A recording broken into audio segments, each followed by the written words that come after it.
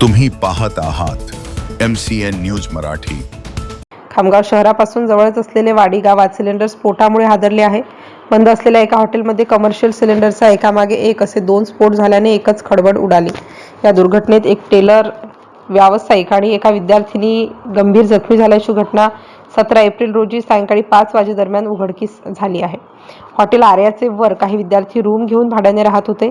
स्फोटाचा आवाज आणि आगीने पेट घेतल्याने हॉटेलच्या वरील रूममधील 3 ते 4 विद्यार्थी घाबरल्या होत्या, तर त्यातील एक विद्यार्थिनी कादंबरी गजानन सोनटक्के वय 20 वर्ष हिने घाबरून स्वतःचा जीव वाचवण्यासाठी वरून खाली उडी घेतली। त्यामुळे तिच्या तोंडाला गंभीर इजा होऊन ती बेशुद्ध झाली होती।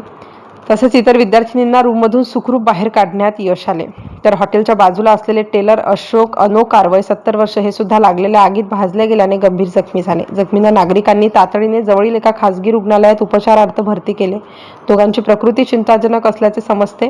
सदर सिलेंडर स्फोटमध्ये हॉटेलसमोर उभी असलेली एक नवीन दुचाकी सुद्धा जळून खाक झाली आहे। घटनेची माहिती मिळताच खामगाव नगर परिषद अग्निशमन दलाने तातडीने घटनास्थळी पोहोचून बंबाचा मारा करत आगीवर नियंत्रण मिळवलं। यावेळी घटनास्थळी नगराध्यक्षपती सागर फुंडकर, शहर पोलीस स्टेशनचे ठाणेदार रामकृष्ण पवार कर्मचाऱ्यांसह दाखल झाले होते।